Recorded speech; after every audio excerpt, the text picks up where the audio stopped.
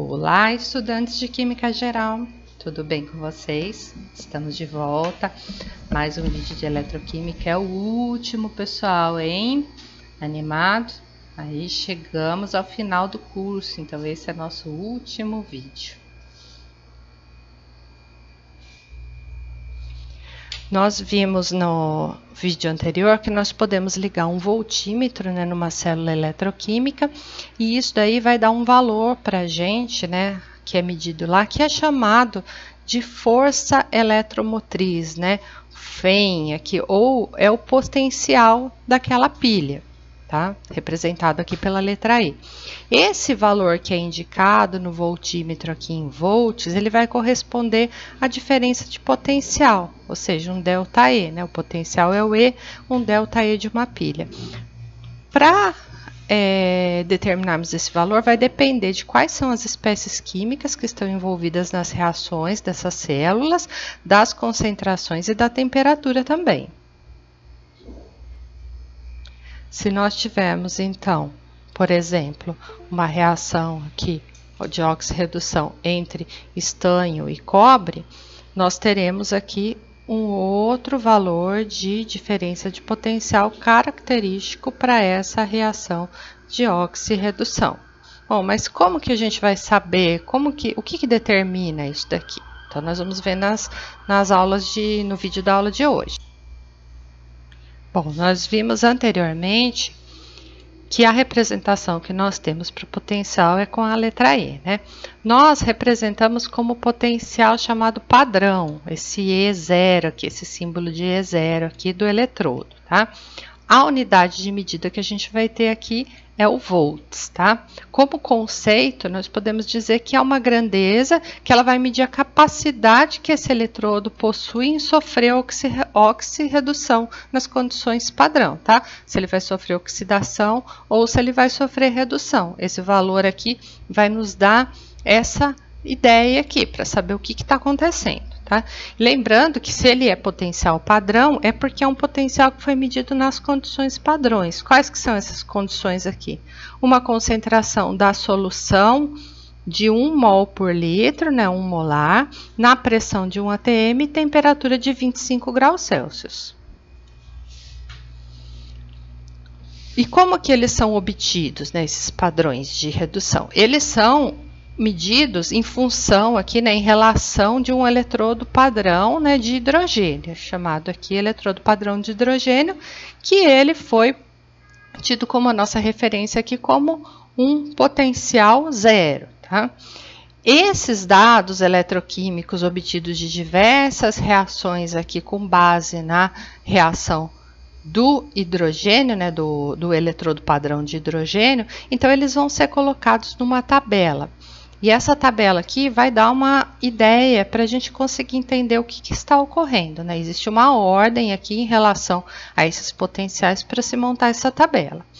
Para a gente calcular a força eletromotriz da célula aqui, a gente vai se basear nesses potenciais padrão de redução que estão todos tabelados, tá? E para montar esse cálculo, ou seja, o potencial, né, da célula, aqui o potencial padrão da célula, a DDP dela, né, ou força eletromotriz, vai ser obtida a partir do potencial padrão de redução da reação que ocorre no cátodo. Lembrando aqui, gente, reação que ocorre no cátodo é reação de redução, tá? Menos o potencial padrão da reação que está ocorrendo no anodo, ou seja, da reação em que está ocorrendo a oxidação.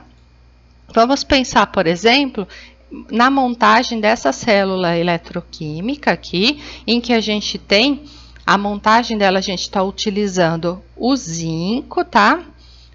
E o eletrodo padrão de hidrogênio aqui, tá? O eletrodo padrão de hidrogênio como referência. Tá? O que está ocorrendo aqui? Nós temos uma reação em que o zinco ele está passando de 0, né, para 2+. O que está acontecendo com ele é que ele está oxidando, ou seja, aqui a gente espera, né, que essa reação aqui de oxidação seja a reação aqui que está ocorrendo aqui no anodo. Então, a gente vai usar o potencial dessa reação aqui para determinar o potencial da célula. E o hidrogênio, ele está passando aqui de mais para 0, ou seja, ele está reduzindo. Se ele está reduzindo aqui, ele está ocorrendo no cátodo, ou seja, aqui a gente vai usar então o potencial do eletrodo padrão de hidrogênio, né? São essas as reações. Então, vamos recorrer à tabela aqui para verificar o que está acontecendo e a gente fazer o cálculo, né, de qual que vai ser a força eletromotriz daquela célula. Bom, a gente precisa reconhecer e identificar aqui na tabela as duas reações que estão ocorrendo, né? A reação que envolve o eletrodo padrão de hidrogênio e a reação do zinco. Essa tabela aqui é o potencial padrão de redução. Portanto, ela está representada aqui, né, a reação como sendo a redução do zinco.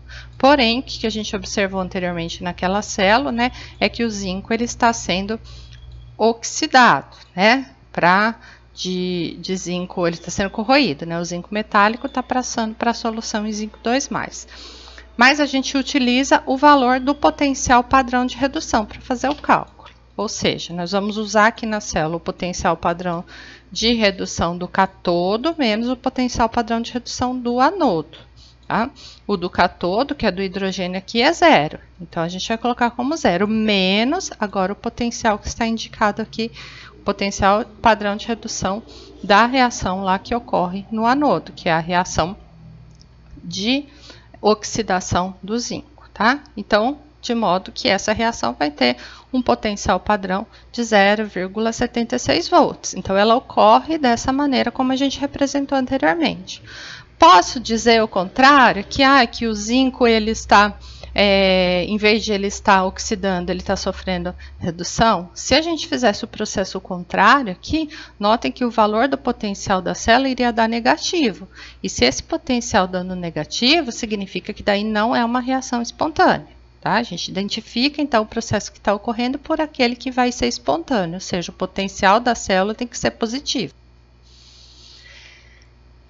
Então, uma vez que o potencial da célula, se a gente pensar ali na reação ocorrendo de forma contrária, né, como eu falei anteriormente, se desse um valor negativo, né, de menos 0,76 volts, ou seja, que em vez de a gente estar oxidando, né, em vez do zinco estar sofrendo corrosão ali, se ele tivesse sendo reduzido, né, então a gente conclui por isso daí que ele não seria espontâneo, tá? Reduzir ele não seria espontâneo, tá? O que é espontâneo é a oxidação do zinco usando esse eletrodo padrão de hidrogênio. Uma coisa importante, se a gente mudar o fator estequiométrico, ou seja, multiplicar a reação toda aqui por 2, tá? Sempre respeitando o balanceamento, né, gente? Se eu multiplicar tudo por 2, não vai mudar o valor do potencial padrão de redução, tá? Ele não afeta.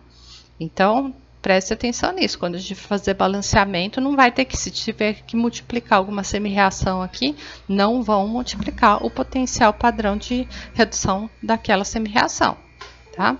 Sempre ter por mente, né? Sempre reações que vão ter o potencial padrão de redução maior do que 0 vão ser reduções espontâneas em relação ao eletrodo padrão de hidrogênio. Bom, para a gente se orientar aqui e conseguir trabalhar com essa tabela e identificar as próximas reações, né? Então, quanto mais positivo for o potencial padrão de redução ali ao longo da tabela, mais forte o agente oxidante à esquerda, tá? E quanto mais negativo for o potencial, mais forte o agente redutor à direita. Ou seja, como isso? Vamos recorrer aqui a uma tabela para a gente entender. Então, vamos pensar essa tabela aqui. Ou seja, o que isso representa? Uma espécie que esteja ali na parte esquerda superior da tabela, parte esquerda superior aqui, a gente está vendo quanto mais superior aqui, mais para essa região, ele vai ter, ele vai oxidar mais espontaneamente uma espécie, né? Ele vai provocar a redução de uma espécie que está na parte direita inferior da tabela, mais para baixo aqui. Ou seja, né? Ele vai ter um aumento da força dele de agente oxidante, tá? Ele consegue oxidar mais espontaneamente o outro. Se a gente comparar aqui, o flúor, né, o F2, aqui que estava aqui no topo da tabela, né, ele vai oxidar tanto aqui hidrogênio ou o lítio mais facilmente. Um outro exemplo aqui, o níquel, ele vai oxidar o alumínio. O níquel, ele estaria por aqui, nessa região aqui. Então, ele está aqui em relação ao alumínio, que estaria por essa região aqui. O níquel, ele está na parte esquerda superior da tabela aqui, em relação ao alumínio, que estaria aqui na parte direita inferior da tabela. Então, o que que acontece? O níquel vai oxidar o alumínio facilmente.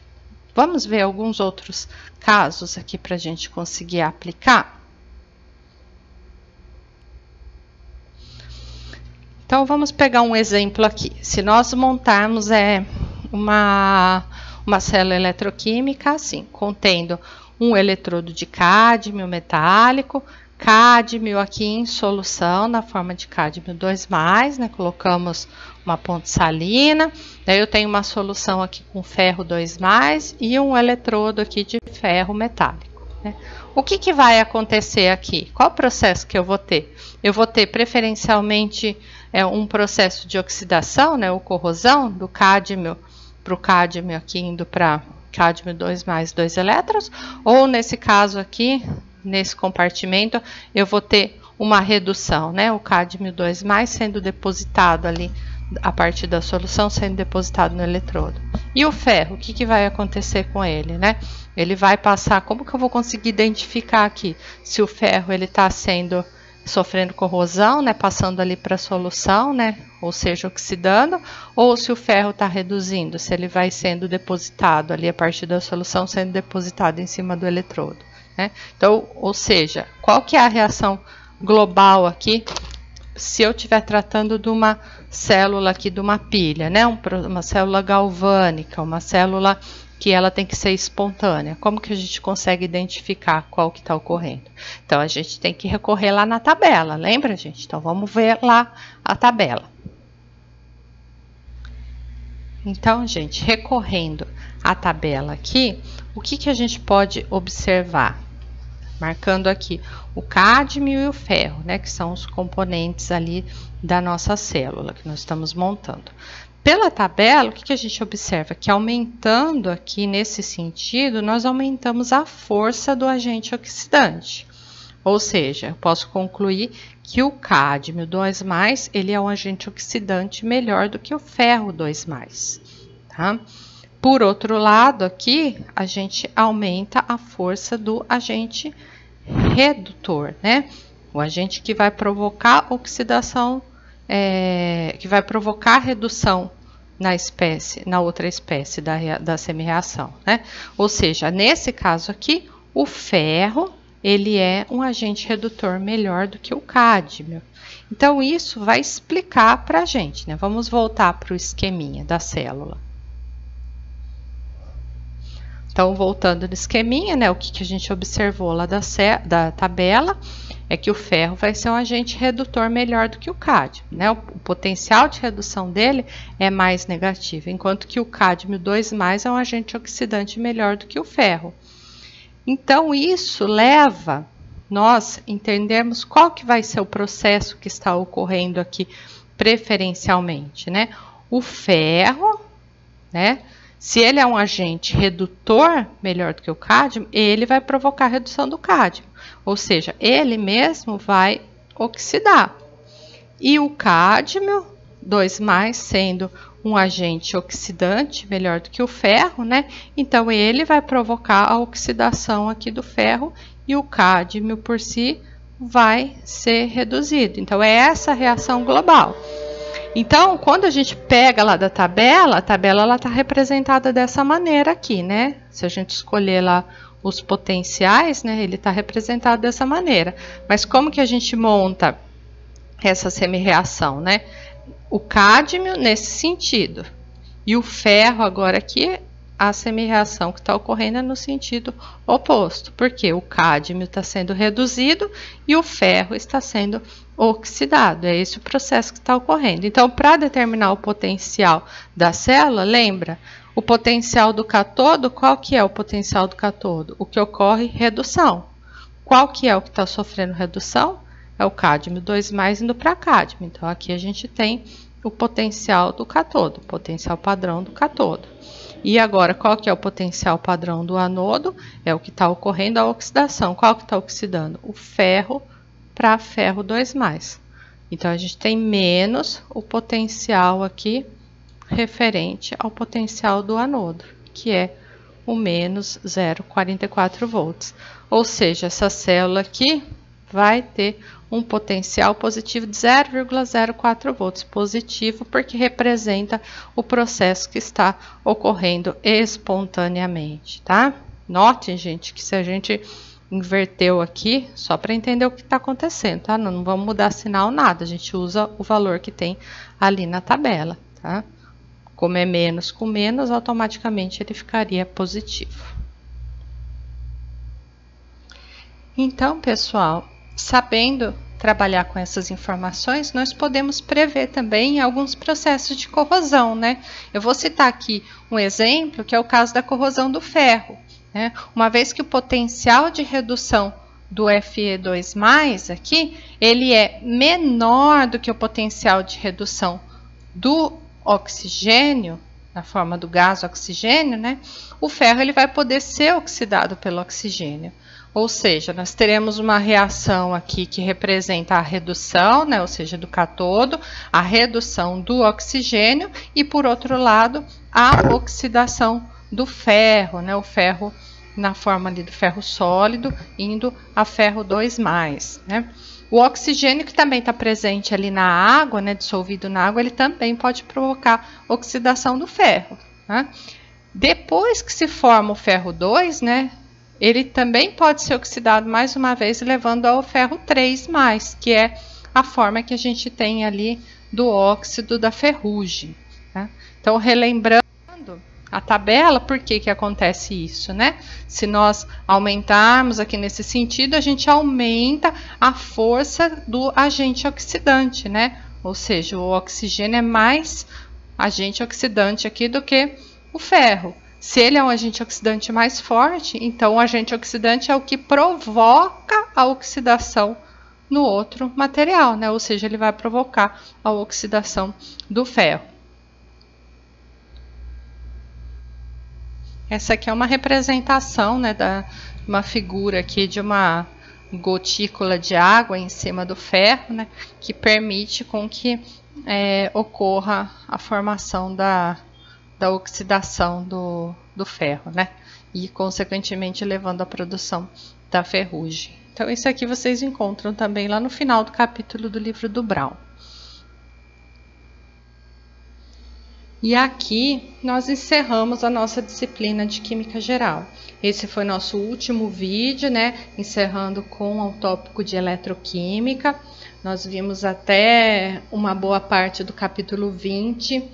E eu quero agradecer muito toda a companhia de vocês até aqui no final da disciplina, agradecer aqueles que se mantiveram firmes, fortes, empenhados no estudo e desejar muito sucesso para todos vocês, tá? E dizer que aqui nós professores estamos disponíveis para o que for preciso, pode procurar a gente, tá? Sucesso no curso de vocês, sucesso na carreira, sucesso na vida. Tudo de bom!